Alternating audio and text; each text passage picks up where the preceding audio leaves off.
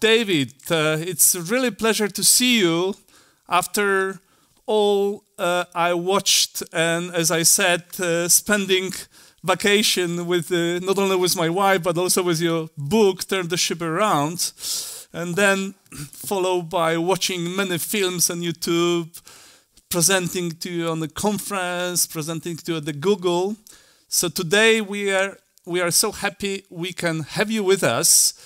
On the room we have participants who are taking part in the conference, one-day conference, basically devoted to the philosophy of leadership, which is here in the book, Change the Ship Around. And I want to today have an interview with you, but maybe a little bit different than regular one. You are having fascinating story on Santa Fe, but some of participants read already about it, and some of participants watched the films. And in the first part of the conference, we were informed about some basis of leadership on Santa Fe, the leader-leader concept. So if you don't mind, I would like to ask you some questions which are not easy to find in the book, but something which is in between, let's say, if this is okay for you. Behind the story. Behind the story, especially how to transfer what you did on Santa Fe into the business. But before we go, let me just ask you kind of warm-up questions. Have you ever been to Poland? No, I'd love to go to Poland. It's one of the few countries I've never been to. When you think about Poland, so what comes to your mind? Well, the history, long history, resistance during World War II, the solidarity, Lech Walesa, the fight for liberty, and long history. Goes, of course, way earlier than World War II. But I like to read history. I got some of my history books behind me. I like to read history books. And, I can see them. So that's the kind of thing I think about with Poland. And, of course, beaches on the Baltic Sea. Yeah. So I think you have to catch up and come to Poland, and we have a good reason to host you in our country. And I promise when you will come, I will arrange meeting in Solidarity Museum with Lech Walesa, just to touch to have a taste of the history of Poland. David, going back to your concept, your philosophy, you did fantastic thing on the Santa Fe. You just changed from the worst to the first, right? Over eight months. And I was thinking that this is something fantastic on submarine, but my question now is a little bit looking the bridge between submarine and the business. We are running workshops for top managers using your intended-based leadership, using virtual reality. But the question is how to transfer what you did on submarine into the business. Is there any link or direct link or anything? Yeah, so for me, there are a couple things. Number one is focus on the words that we use, the language that we use in the office, the way we run a meeting. For me, it's very tactical. So, for example, many management programs talk about changing the way you think about something, and then we cross our fingers and hope that something changes. And that's generally not how it works. It's okay to have a new thought process. So, for example, a couple of things that I thought about were, number one, my job is not to make decisions, but to build a team that can make decisions. I call it knowing, know, don't tell. So I wanted to be a knowing, telling leader where I made the decisions and I told people what to do. But that at the end of this journey, I decided being a knowing but not telling leader was better, because then the team had to figure out what to do and develop their thinking. It's all about thinking. But at the end of the day, all leadership happens through language. It happens through email, meetings, one-on-one conversations, and it happens through language. And so when I work with teams, I ask them, let's say you want to be able to run any meeting in either Polish or English. And we're going to flip a coin at the beginning of the meeting, and it's going to go either way. Now, I'm assuming this company doesn't speak Polish. Let's say they're an English-speaking company. I say, write a program, create a program to make that happen in 2 years. And what they'll write is, typically it's, maybe there's a meeting to kick it off, but there's a little bit every day. There's a Polish word of the day. There's native Polish speakers are sort of helping other people speak Polish. And we just start doing very simple things. And we put signs up in the kitchen on the coffee machine describing things in Polish. And eventually we build that capacity. And then I say, okay, now replace Polish with leadership. Because a leadership development program looks exactly like your Polish development program, because it's going to focus on language. Unfortunately, most people build a leadership development program like they build a history class, where I want to learn the history of Poland. But the problem is it doesn't come out and we don't interact with people. So the key is, and this doesn't come out, I talk about language in the book, but my experience with businesses over the last 6 years has been over and over and over again. It's not enough to give people a concept. You have to give them examples of how they can say the words differently the way they've been normally saying. Yeah. So in the same time, looking at your example with the language. So let's just assume that nobody speaks Polish in the beginning, right? So there is no competence, nothing to start. And you're also saying that in order to delegate, in order to get engagement, you have to build the competences step by step. I remember in the book you said that when you give, if you delegate, if people are not competent enough, that might be a problem. So I understand the role of leader, first of all, is to build competences, is to uncover and unleash the potential which is in the employee. Is it correct? Yes, that's what I think. So I'm making a card here that I want to use to explain this and pick up on your... Okay, so in the book, you see the top three: control, competence, and clarity. So giving control. The whole idea is to give control to the people who are doing the work. This parallels the solidarity movement. These people are doing the work. It's in a different way, but that was sort of from a democratic perspective, and this is from a management perspective. But the idea is the people doing the work know best about how to do the work. Let them make decisions. In the old way, the bosses made decisions and told the other people what to do. In the new way, we have to let the people doing the work make the decisions about the work within a framework. So we call that giving control. But there's conditions behind giving control. Number one is technical competency, which is what you just talked about. A tool maker needs to know how the machine works, or they can't make decisions about the machine. Number two is clarity, which is our purpose, our why. What are we trying to achieve? And if we put those two things in place, then it's possible to give more control to the team. That's the key. Now, if you want, I'll reveal something that's not in the book, which is at the bottom of this card. I don't know if you can read it, but it says language, ownership, ownership, and process. Now, the book stops here. The book stops here.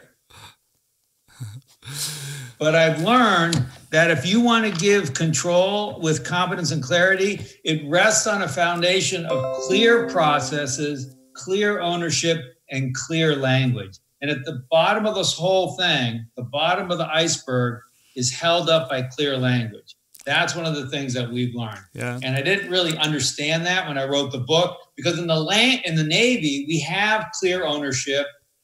If I said, who's responsible for this coffee cup, one person would raise their hand, and only one person. It's very clear. We can map things and processes to people. So there's no ambiguity. And at the bottom, we had a book that told us how to talk. Now, what we did, if you have a book that tells you how to talk, you can change and improve the book that tells you how to talk. That's what we did. The problem is most people don't even think about it, and they don't have a book that tells you how to talk. So that's what we did. Yeah. David, I told you that I was so fascinated when I read a book last November, because I've spent in management and business over 25 years.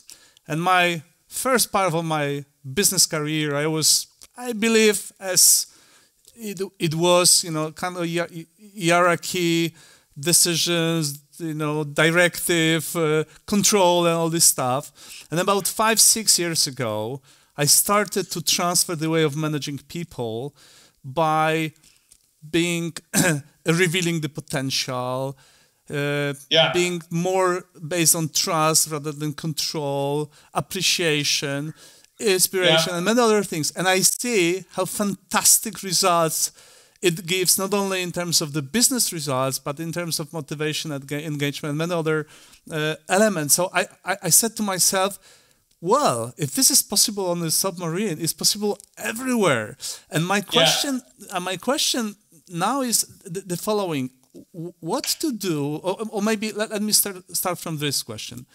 What are the biggest obstacles you see? I'm sure you meet people from business, managers. What are the biggest obstacle in this style of management, leader to leader, to be implemented in business? How do you see it? Yeah. 3 obstacles: you, them, and the structure. Obstacle number 1 is you. It will feel unnatural to you when your team comes to you and says, what do you want us to do here? And you have the idea of what to do. You will want to say, okay, do this, because then they're off doing something and we're not wasting time. But instead, what I'm asking you to say is, well, what do you guys think we should do? We don't know. Okay, go talk about it for half an hour and then come back. That feels very uncomfortable because you'll feel like you have a sense of losing time. But what you're doing is something more important, which is you're building their thinking capacity. Absolutely. And then they'll come back and say, well, we think this is how we see it. This is what we think. This is what we think we should do. What would you do if I weren't here? Yeah. And you got to make this decision on your own. Well, we would do this. Okay, great. Go do that. So that's number 1, is you, because it will feel unnatural to you. Number 2, them. This will be different for them. They'll say, like, why are you giving me this trouble? Just tell me what to do. It'll be easier for everybody. And you say, no, look, I'm going to give you a choice. If you want me to tell you what to do, I can. But if you want to rise up in the organization, if you want to think, if you want to be creative, if you want to be human, then I will help you with that. And I will give you more decision-making authority. I will allow you to expose your thinking. We will solve problems. Yeah, humans love to solve problems. Yeah, Let them do it. And then number 3 is the structure that we live in, which is basically a leader-follower structure that we've inherited from the industrial age. And the problem is most people don't think that this is something that that they have control over. They just think it's fixed and rigid like air. I can't change it. But this industrial age structure where we divide people into deciders, thinkers, and leaders, and doers, and workers, and task-oriented people, you don't have to run your organization that way. You can do leader and leader. You don't have to do leader-follower. It's just what we've inherited, and no one thinks about, oh, I can change this. I read some time ago studies which were done on quite significant number of employees. If I recall, it was like 16,000. What is the biggest need to change in business? And 92% of them answer the need of structural change, the change of the structure of the company. And the second was the style of leadership was like 90%. So I think there's a big expectation because, as you said, the structure we have now is just directly from industrial age. So let's say 19th or century. And I think we have a big discrepancy because from one side we have this fog of war, the VUCA word, when you need totally different leadership, and we have a structure which I think is coming from 19th century. So I fully agree. I have the same feeling. But my question next is the following one. Will you meet those Marines or employees who really doesn't want to be engaged? They want to be told, I want to go from this, and then I'm waiting for your response. If you don't tell me, I will see it. So is there any percentage of those who are not, ready to go in the style you are leading? Anyone who's ever had a child knows that humans don't like to be told what to do. No 2-year-old is walking around, Mommy, Daddy, what should I do? They're just doing stuff. We have to send them to school and beat it out of them. And then 18 years later, they're like, okay, I'll just do what I'm told. Now, we never say there are people who like to be told what to do. There are people in situations who just want to be told what to do. And these are situations where we blame people. These are situations where the boss makes a decision and then blames somebody else for what's going on. They've had bad experiences. And I think this is a very, very, very small percentage of people. Most people, when they're given a chance, want to have more control and authority. It's just that they've been burned in the past from this because people have not done it correctly. The idea is inviting people in a very slow and safe way, step by step. It's not yes, no, no, yes. It's tiny steps, up a staircase, tiny steps. Okay, but how's that? Oh, too far back one step. Not, oh, too far back. And so this makes it safe, and we can practice, and I can build trust in you, you build trust in me, and together we go up. So it's always a choice. If you can't force someone to say what they think. This is the big difference. In industrial age, I could watch your hands moving. And if your hands are moving fast, I'm like, smack your hand. But with thinking, I have no idea whether you've shared everything that's in there or you have a whole bunch of ideas that you're just keeping to yourself. I think I know the feeling very well. Yeah, and I've been one of those people where I try to help you guys. That's a dumb idea. I try to speak. Like, no, just do what you're told. Like, fine. Yeah, this is difficult to control. This temptation to give order, especially when they are thinking, they don't know how to do what to do. So it really requires this character, I would say. Yeah. And coming back to what you said about the children, you are right that initially I think children are not asking what to do when they are 5, 6. They have a bunch of ideas to do. And I think a little bit about millennials, because soon, in some years, majority of millennials will be on the market. And how do you think this style of management, called them leader to leader, is better fitting to their expectation, to the way to be managed by? Here's the deal.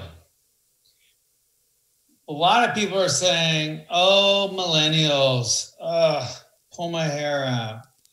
They're lazy, they're entitled, they don't want to work hard, they need jobs with meaning. What a pain in the neck. Here's the deal. Millennials are just like us, and we are just like millennials. The wiring of human beings didn't change, not one bit in 2 generations. It can't change. So did our grandfathers and grandmothers want jobs with meaning? Of course they did. Did they want to have fulfilling lives? Of course they did. Did they want to connect with their friends at work? Of course they did. Did they want to feed their families? Yeah, that came first though. Now there's so much wealth in most of the world. The question of feeding our families is gone. So now we can do these other things. We can say, like, I got that. Let's do this. And so the lesson is the way, quote, millennials are saying we should be treated is the way we should treat all humans. Yeah. Baby boomers like me, when you look, there's studies that show how much meaning, purpose, these things that we normally associate with millennials, and you ask baby boomers, they have the same percentages. The only difference is because of the amount of wealth in the world, they weren't able to do it. In the United States, in the 50s, the houses were 1,000 square feet, 100 square meters smaller than they are today, and families were bigger. So now we have smaller families and bigger houses. When I was growing up, there were 4 kids. I wanted to get out of there as soon as possible. There was no mom's basement to move back into, but now people have that option. I think it would be great if people refused to work for bad bosses. Yeah. It would make the world a better place. Yeah, this is correct. And when I think about this leadership style being implemented in the business, I think about those leaders, CEOs or CFOs, who are waiting for the promotions many years. Sometimes they suddenly becoming, heads of companies, and they were like desperately waiting to make decisions, to be directive, at least some of them. And my question is, what would be the advice to those top managers, CEOs, whose egos is screaming, I would say, right? And they want to show that they're good, they know, and they want to be decisive. Yes. This is exactly the problem. And because those people say, oh, I finally earned the right. I've been told what to do for 30 years. Now I earn the right to tell people what to do. Yeah. I think here's what you have to do. In your mind, you have to imagine yourself at the end of your life. You get an email from God and it says, today's the day, today's your last day on earth. And the question is, what are you going to think about for your legacy and your impact on the world? Now, I think we get sucked into short-term thinking. Oh, I want a nice house. I want a nice library. I want a nice car. I want my kids to go to college. Most of that stuff's about you. And I think if we think about our impacts on the world, for me, people calling, the Santa Fe story, there's 2 stories. Number 1 is worst to first. Number 2 is over the next 10 years, 10 officers became submarine commanders, 10 of them.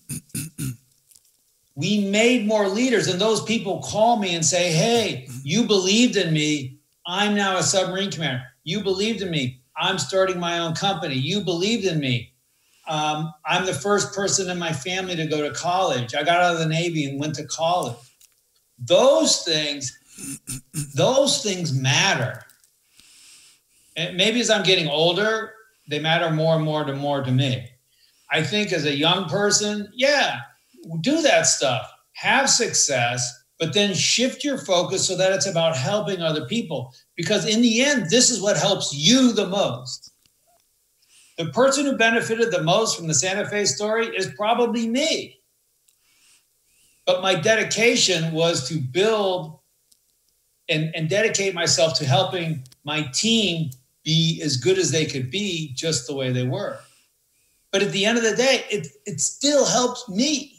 And so I think for CEOs and CFOs and COOs, the path for you to have a better life is to dedicate yourself to making the place for your people to work as good as possible so that they can be the best they can be. That'll help you. Yes, I can't agree more.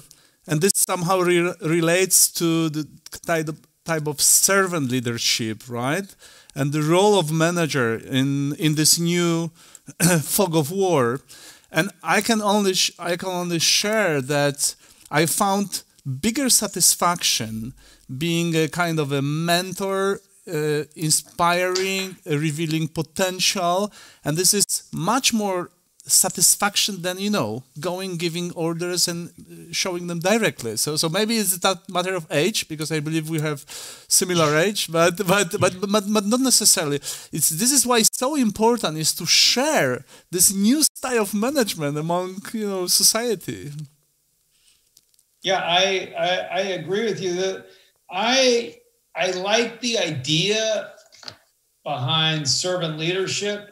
But I think sometimes it gets twisted with the idea that I have to sacrifice myself for you, which I don't think is right. I think me working to help you actually helps me. Okay, yeah. So I want to be clear about servant leadership. It's not about sacrificing myself. It's about actively working to help you be the best person you can be, because in the end, that'll help me. One, it'll help the company make more money, make better products. And two, it'll help the way I feel. Yeah, absolutely. David, when you think about the whole concept, it looks fantastic. It gives certain results. So tell me, why this type of leadership is still less traveled roads, let's say. So why is not so popular? Why? I was working 27 years in the industry. And I can tell you, in the company I was working, I was not the case at all, right? Hierarchy, control, directive type of management. And I believe it's definitely majority. So why is it so difficult to hey guys, you have so relatively obvious directions for the leadership with a fantastic results, moreover with a very good work-life balance. I believe I found when I transferred the leadership, I had much more time for things which leaders should do. So why this situation is still so not very popular? You probably know the answer yourself because you experienced it, but I think there's a couple things. Number one, we're actually wired for hierarchy. If you look at a tribe of gorillas or monkeys or orangutan, they're wired for, or dogs, they're wired for hierarchy. And that's number one. And number two is we're also wired for short term. Your brain and your wiring says, I need to survive today. Otherwise, there's going to be no tomorrow. And surviving today means running away from the lion or finding enough berries to eat so I don't starve to death. No human 10,000 years ago worried about investing in their retirement plan. we're just trying to live today. If I live enough days, then I'll worry about my retirement plan. But now, with a lifespan longer, that short-term perspective, if I just always live for today, at the end of my life, I'm going to have no retirement money. I'm not going to be I will have wrecked my body, and I won't be in a good place. So now we need now it's not always long-term thinking. We do need to cherish and love and live in the moment and experience things for the moment. But what I do is I cast my mind forward. Sometimes I cast it to the very end of my life and I think back, or maybe it's just 6 months. And I say, okay, 6 months from now, if I think back to today, what do I wish I did? And often it's different than what my instinct is to do. My instinct is to solve the problem very quickly and be done with it. Versus when I think about 6 months from now, I got to get to the root of this so I never have to deal with this problem again. Okay. Well, coming a little bit to the end, I have basically two questions. So one question is, what would be your advice for those managers who wants to keep control, to sit on the shoulder, and to be so involved in not necessarily very much trusting the employees? So what would be the captain's advice who went through the fantastic process of changing the leadership? What's advice for the people? Look, if they don't believe that we can make a better world by helping other people, if they don't believe that other people have good ideas, if they don't believe that their job is to make work better for their team, I can't help them. I ignore those people. I don't care about them. Go away. Don't read my book. Don't watch my video. I don't care. I spend all my energy trying to help the people who believe that their job is to help their people, that if they have some idea that if I could stop running around making decisions all day long and have people make better decisions in my team, my life will be better. Those are the people we try to help. We say, you got to believe it. You got to say, I have a desire to change, or I have a desire to be better at this.